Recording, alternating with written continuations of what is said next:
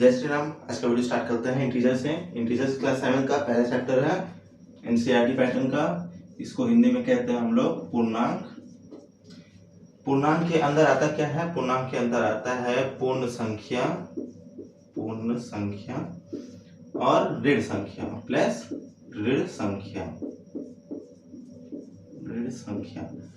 ये negative numbers हैं, negative, और ये होल नंबर्स। ठीक है। पूर्ण संख्या 0 से 1 2 3 4 5 एक्सेट्रा। ऋण संख्या माइनस में होती है, -2 -3 -4 वगैरह। इन सबको क्या मिला के, इन सबको हम क्या करते हैं, मिला देते हैं तो क्या कहा जाता है? इसको कहा जाता है पूर्णांक। ठीक है। एक नंबर लाइन होती है, नंबर लाइन पे ये 0 होता है, फिर ये 1 होता है, यहाँ 2 होता है, 3 4, यहाँ माइनस में संख्या होती है, -2 -3 -4। ठीक। इस संख्या को क्या कहा जाता है? इन सारी संख्याओं को, इस संख्याओं को पूर्णांक कहा जाता है। तो कुछ प्रॉपर्टीज हैं 7th क्लास में, प्रॉपर्टीज जानेंगे इसकी। बहुत ही नॉर्मल सी प्रॉपर्टीज हैं।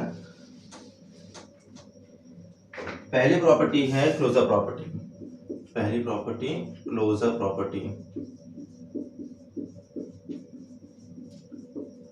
क्लोजर प्रॉपर्टी क्या कहता है? देखो, क्लोजर प्रॉपर्टी कहता है अगर ए मतलब कोई संख्या है, ठीक है, ए मतलब कोई संख्या है, अगर वो इंटीजर है, बी भी अगर कोई संख्या है वो इंटीजर है, तो a प्लस बी भी इंटीजर होगा,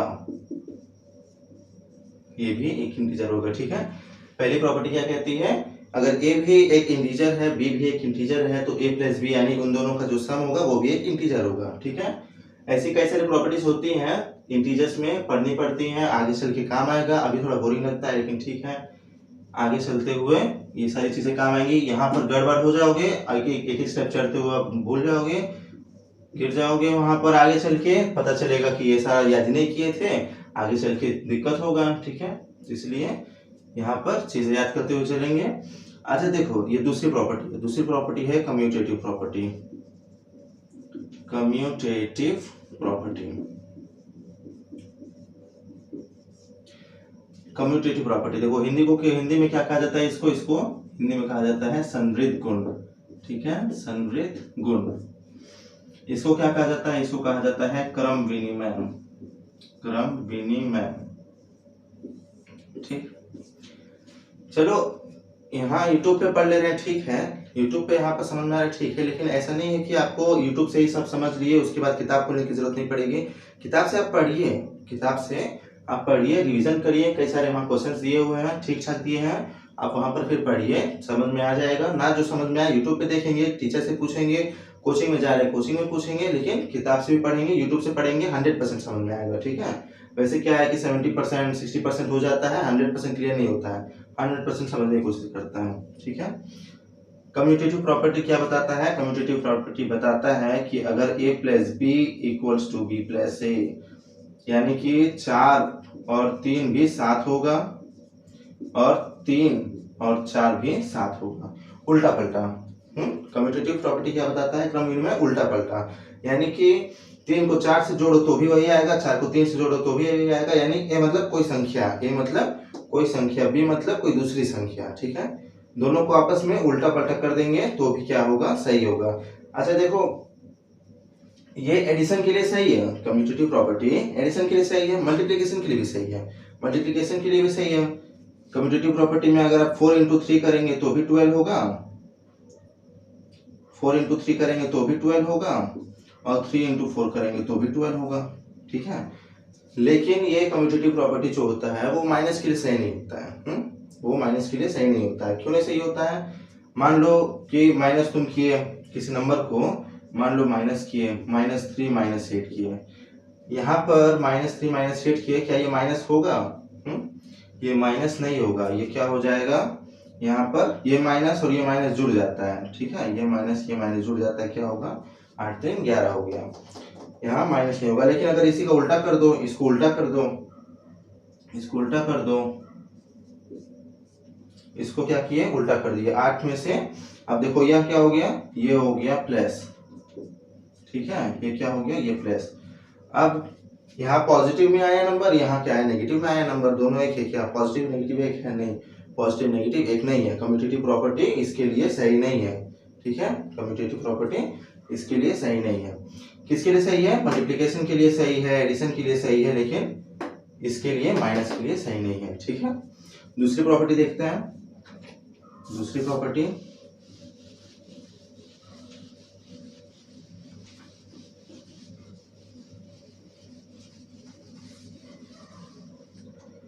चलो ये देखो, ये तीसरी प्रॉपर्टी है एसोसिएटिव प्रॉपर्टी, ठीक है। एसोसिएटिव प्रॉपर्टी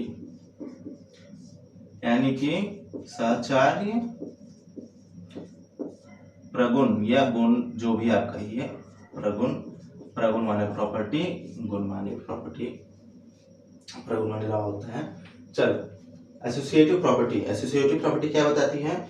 एसोसिएटिव प्रॉपर्टी ये बताती है कि अगर कोई तीन संख्या दिया हुआ हो, कोई तीन संख्या दिया है, तो ऐसा तो है नहीं कि सारे को एक साथ जोड़ लिए, हाँ सारे को एक साथ जोड़ लिए, ऐसा तो है नहीं। क्या कर सकते हैं हम लोग? दो को एक साथ जोड़ेंगे या दो को एक साथ जोड़ लेंगे। अब वो दो चाहे पहला दो नंबर हो या चाहे दूसरा दो नंबर हो, चाहे पहला हो चाहे दूसरा हो। यानी कि अगर ऐसे कोई नंबर दिया हुआ है,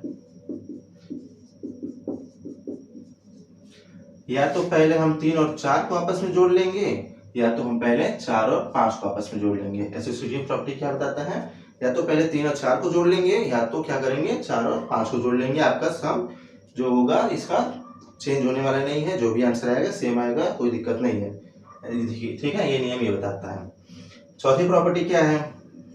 चौथी प्रॉपर्टी, अच्छा देखो, प्रॉपर्टीज इसकी याद करनी पड़ती है, जरूरी है। प्रॉपर्टीज आप जब याद करेंगे, कई सारी चीजें इसमें जब देखेंगे, एनसीईआरटी में तो बहुत अच्छी तरह से कहानी की तरह समझाया है, कहानी की तरह समझाया है, उसमें समझना चाहिए, पढ़ना चाहिए, तो चीजें ज्यादा अच्छे से क्लियर होंगी। यूट्यूब से भी ठीक है, लेकिन फिर भी बोल रहे हैं, दूसरी बार बोल रहे हैं, किताब से भी पढ़ना चाहिए। चौथी प्रॉपर्टी क्या है? Additive identity. एडिटिव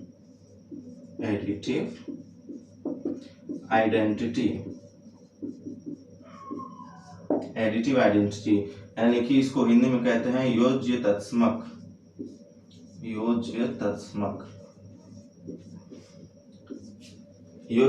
देखो ये होता क्या है? एडिटिव आइडेंटिटी यानी कि किसी भी नंबर को हम उससे जोड़ेंगे जो हमको फिर वही नंबर दे। किसी भी नंबर को हम किससे जोड़ेंगे कि हमको वही नंबर आए? क्या हम किसी भी नंबर को 1 से जोड़ेंगे तो फिर हमको 4 आएगा, या किसी भी नंबर को 2 से जोड़े 4 आएगा? नहीं। किस नंबर को जोड़ेंगे? हम जोड़ेंगे 0 को।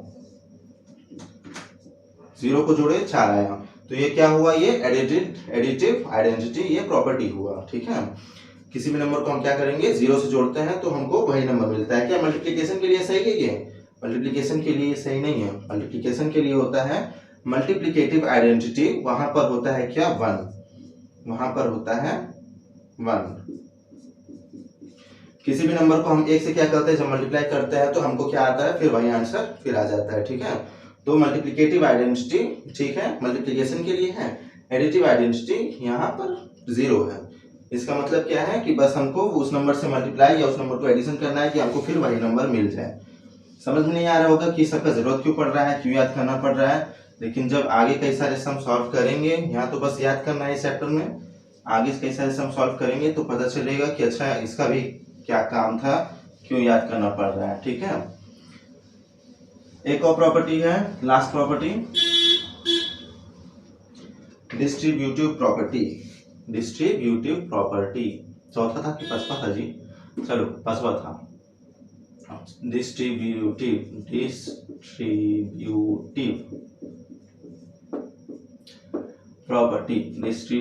प्रॉपर्टी यानी कि वितरण प्रगुण या वितरण गुण। वितरण गुण देखो, वितरण गुण क्या है? डिस्ट्रीब्यूटिव प्रॉपर्टी क्या है? a into B plus C, A B plus A C, ये है डिस्ट्रीब्यूटिव प्रॉपर्टी, ठीक है। यानी कि कोई एक संख्या दी हुई है जिसको जोड़ना भी है और किसी संख्या से उसको गुणा भी करना है, इसको जोड़ना भी है, इसको गुणा भी करना है, 2 इंटू मान लो 3 प्लस 4 ऐसे दिया हुआ है, ठीक है, ऐसे दिया हुआ है। यहाँ 2 का मतलब क्या है, 3 और 4 को भी गुणा करना है, इससे इसको मल्टीप्लाई भी करना है। अब देखो 2 को 3 से भी जोड़ सकते हो, गुणा कर सकते हो, 2 इंटू 3 भी कर सकते हो, फिर 2 प्लस 2 इंटू 4 भी कर सकते हो, ठीक। अब देखो यहाँ पर तुम सोच रहे होगे कि इससे क्या किए, सीधे सीधे 7 कर दिए, जोड़ के ब्रैकेट में से 7 कर दिए और फिर उसके बाद यहाँ पर 2 से मल्टीप्लाई कर दिए, 14 आया, ठीक है, ऐसे भी तो कर सकते हैं, ठीक है, कोई दिक्कत नहीं है। डिस्ट्रीब्यूटिव लॉ देखो ये भी सही है, ये भी सही है, लेकिन ये तब सही है जब आपको नंबर दिया हो। क्या करेंगे आप, जब यहाँ पर आपको 3 प्लस ए दे दिया हो, यहाँ पर 3 प्लस ए दे दिया हो, तब क्या जोड़ पाएंगे 3 प्लस ए से? 3 प्लस ए से आप नहीं जोड़ पाएंगे, यहाँ पर आपको हार के डिस्ट्रीब्यूटिव लॉ भी लगाना पड़ेगा, ठीक है। इसलिए क्या करते हैं हम लोग, ऐसे कोई सम दिया रहता है तो हम क्या करते हैं, डिस्ट्रीब्यूटिव लॉ लगा देते हैं, फिर उसके बाद ठीक डिस्ट्रीब्यूटिव लॉ लगा देते हैं, फिर उसके बाद फर्दर उसको सॉल्व कर देते हैं, ठीक है। चलो ये तुम्हारा हो गया 5 प्रॉपर्टी, बहुत जल्दी खत्म हुआ, और कुछ है नहीं,